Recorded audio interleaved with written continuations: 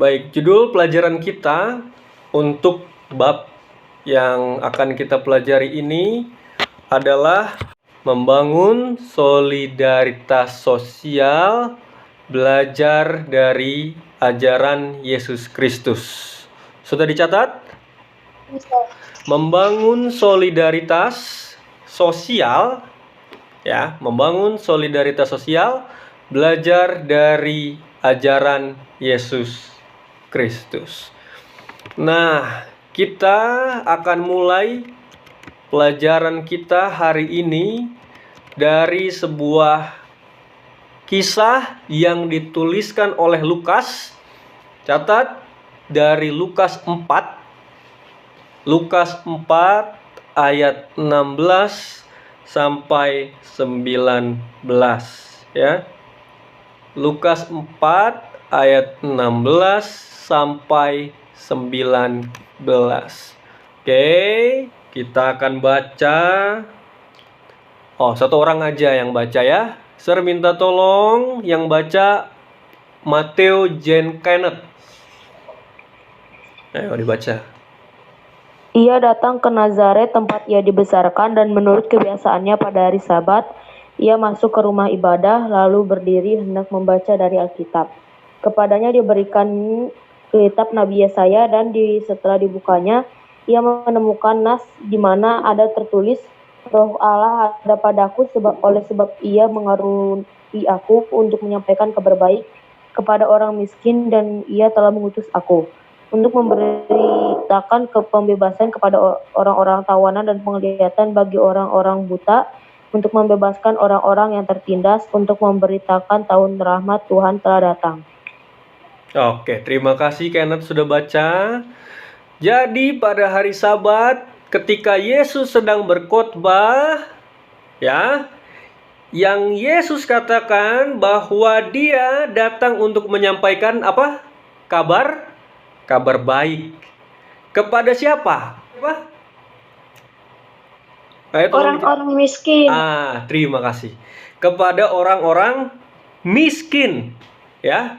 Kepada orang-orang miskin, dan ia telah mengutus aku untuk memberitakan pembebasan kepada orang-orang apa? Tawanan. Dan penglihatan bagi orang-orang buta. Membebaskan orang-orang yang bagaimana? Tertindas.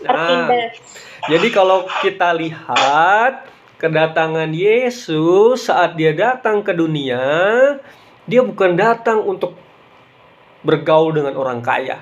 Justru dia bergaul dengan orang-orang yang susah. Tadi ada orang miskin. Ya. Kalau miskin biasanya berarti Yesus tidak akan dapat apa-apa. Ya kan? Kalau Yesus bergaul dengan orang miskin, Yesus nggak akan dapat apa-apa. Berarti persahabatan yang Yesus buat adalah persahabatan yang tulus, nggak mengharapkan apa-apa. Yang kedua, Yesus datang kepada orang-orang tawanan. Orang-orang tawanan ini zaman itu adalah orang-orang yang kalah perang biasanya. Jadi mereka dijadikan budak, jadi pembantu. Kalau yang Yesus temani adalah orang-orang seperti ini, berarti Yesus juga nggak akan dapat apa-apa. Tapi Yesus mau temani mereka. Yesus juga datang kepada orang-orang yang buta, orang-orang yang tertindas. Nah, ya, inilah yang Yesus temani. Orang yang miskin, orang yang tertawan, orang yang tertindas, orang yang buta. Nggak ada yang mereka bisa berikan. Tidak ada sesuatu yang mereka bisa banggakan. Ya, mereka bukan orang hebat.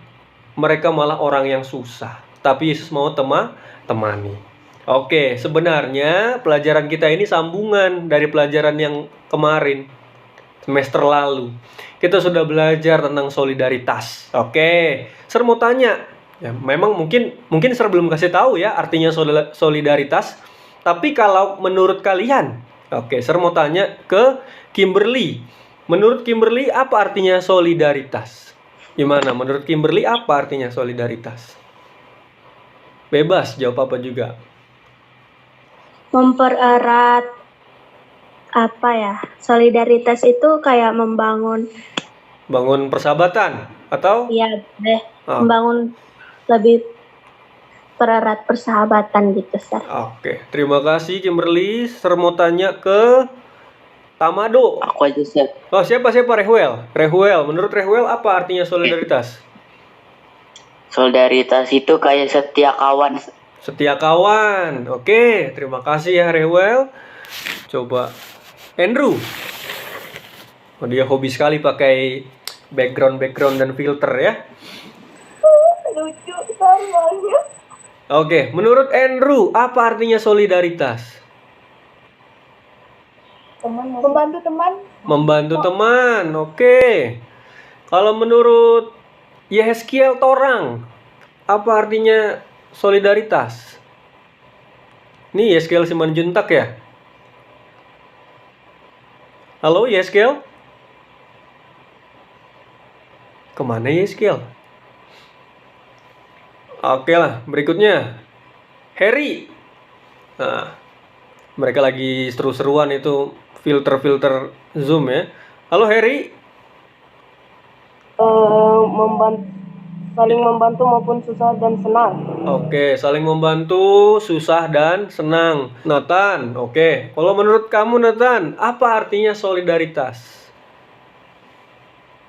Saling peduli, Sir. Saling peduli, ya. Nah, terima kasih, jawaban kalian semua benar ya.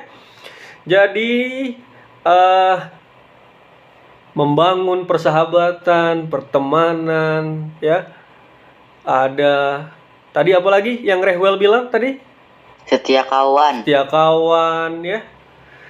Dan menderita atau saling peduli ketika susah dan senang, ya. Jadi yang kalian harus catat di buku kalian, coba catat di buku kalian adalah solidaritas adalah satu perasaan. Sudah dicatat? Solidaritas adalah satu perasaan. Ya, benar semua jawaban kalian. Tapi simpulkan, solidaritas adalah satu perasaan. Jadi kalau teman kalian susah, kalian juga rasa susah. Kalau teman kalian susah, kalian setia kawan dengan dia. Kalian berhubungan satu sama lain, ya. Ya. Yesus ketika melihat orang yang buta, dia tidak diam.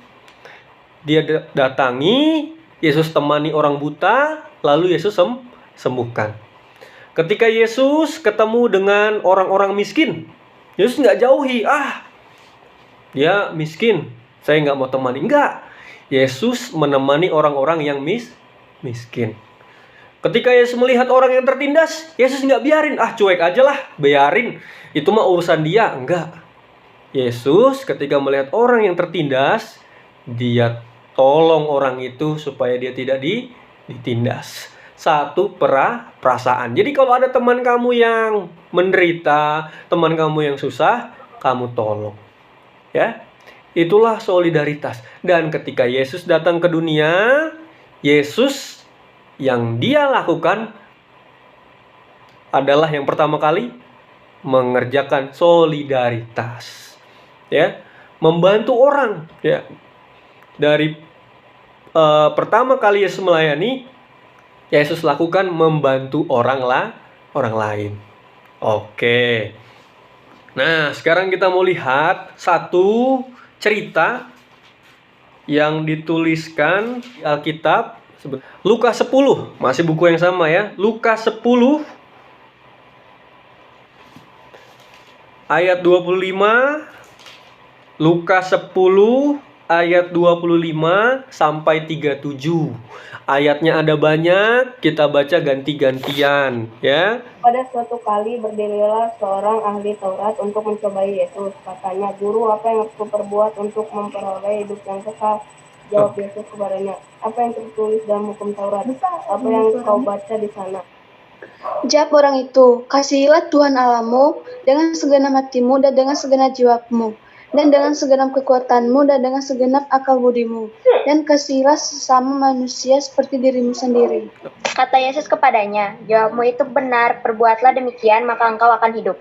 Tetapi untuk membenarkan dirinya, orang itu berkata kepada Yesus, "Dan siapakah sesamaku manusia?" Jawab Yesus, adalah seorang yang turun dari Yerusalem ke Yeriko. Ia jatuh ke tangan penyamun yang bukan saja merampoknya habis-habisan, tetapi yang juga memukulnya, dan yang sesudah itu pergi meninggalkannya setengah mati. Kebetulan ada seorang imam turun melalui jalan itu. Ia melihat orang itu, tetapi ia melewatinya dari seberang jalan. Demikian juga seorang Lewi datang ke tempat itu. Ketika ia melihat orang itu, ia melewatinya dari seberang jalan. Lalu datang seorang Samaria yang sedang dalam perjalanan ke tempat itu, dan ketika ia melihat orang itu, bergeraklah hatinya oleh belas kasihan. Ia pergi ke depannya lalu membalut luka-lukanya. Sesudah ia menyiraminya dengan minyak dan anggur, kemudian ia menaikkan orang itu ke atas keledai tunggangannya sendiri, lalu membawanya ke tempat penginapan dan merawatnya. Keesokan harinya, ia menyerahkan 2 dinar kepada pemilik penginapan itu, katanya, rawatlah dia, dan jika kau belanjakan lebih dari ini, aku akan menggantinya waktu aku kembali. Siapakah di antara ketiga orang ini menurut kepada kedapatanmu adalah sesama manusia dari orang jatuh ke tangan penyamun itu? Jawab orang itu, orang yang telah menunjukkan belas kasih kepadanya. Kata Yesus kepadanya, pergilah dan perbuatlah demikian. Oke, terima kasih ya. Nah, jadi pelajaran yang ditulis oleh Lukas ini menceritakan tentang orang Samaria yang baik hati. Nah, cerita ini dimulai karena orang Farisi bertanya, ya. Ada ahli Taurat bertanya sama Yesus, apa yang harus dilakukan untuk mendapatkan hidup yang kekal? Yesus tanya, apa yang ditulis Alkitab? Ya. Nah, setelah itu Yesus kasih ilustrasi tentang orang yang kena rampok. Jadi ada orang yang kena rampok. Ya. Saat dia kena rampok, ya. Siapa yang pertama kali lewat? Seorang imam. Oke, imam itu apa nama lainnya kalau menurut kalian? Nah, pendeta ya. Terima kasih. Tadi siapa? Sianika yang jawab ya.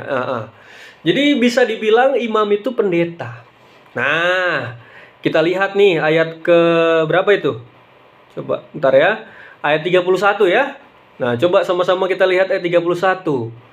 Ada seorang imam turun melalui jalan itu.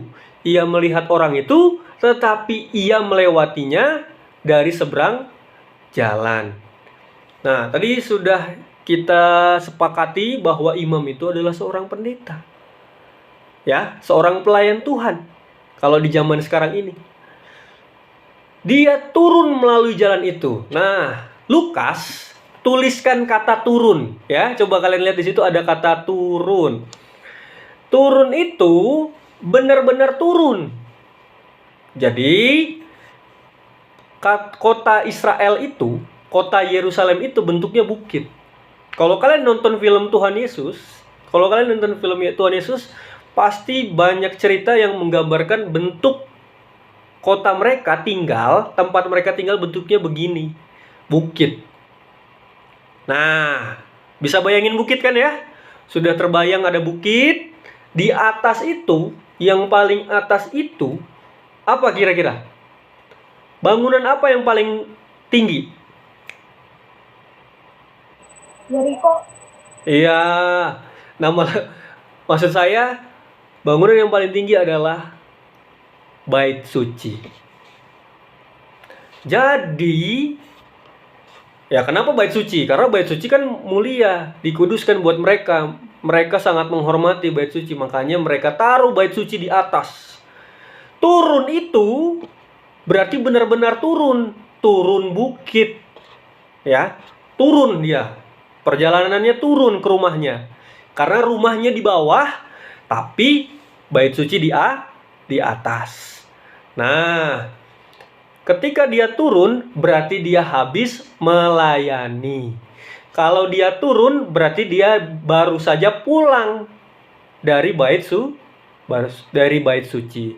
Jadi baru pulang melayani dia, ya. Baru pulang melayani, ketemu orang yang kena rampok. Lalu yang dia lakukan, tulis yang dia lakukan, tulis ya. Yang pertama yang dia lakukan adalah melihat.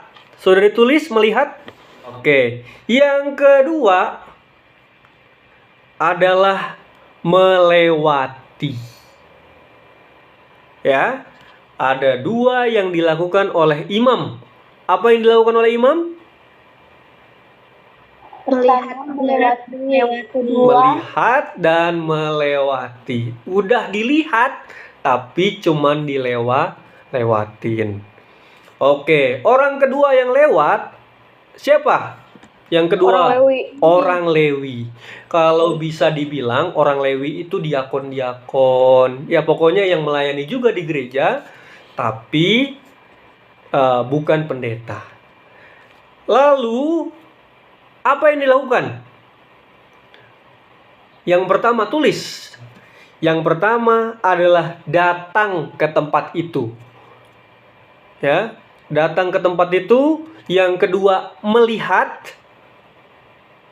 Yang ketiga melewati. Tadi imam, yang pertama dia melihat, lalu dilewatin.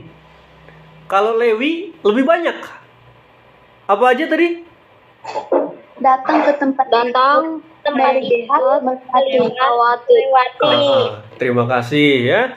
Datang, melihat, dan melewati ya. Enggak ditolong, hanya dilihat, didatangi, dilihat, terus dilewati. Tetapi berbeda dengan orang yang ketiga. Orang yang ketiga adalah siapa? Samaria. Orang Samaria. Ya, dia dalam perjalanan ke tempat itu, dan yang pertama yang dia lakukan adalah apa? Coba lihat. Tulis melihat. Sudah ditulis melihat? Yang kedua, tergerak hatinya. Sudah ditulis tergerak hatinya? Ya. Yang ketiga, ia pergi kepadanya. Jadi maksudnya didatengin, ya. Yang keempat, membalut lukanya. Yang kelima, menyiraminya dengan minyak dan anggur. Yang keenam, menaikkan orang itu ke atas keledai tunggangannya. Lalu membawa ke tempat penginapan. Berikutnya yang kedelapan, merawatnya. Yang kesembilan, menyerahkan 2 dinar. Ya, kalian tulis aja membayarkan. Ya, membayarkan.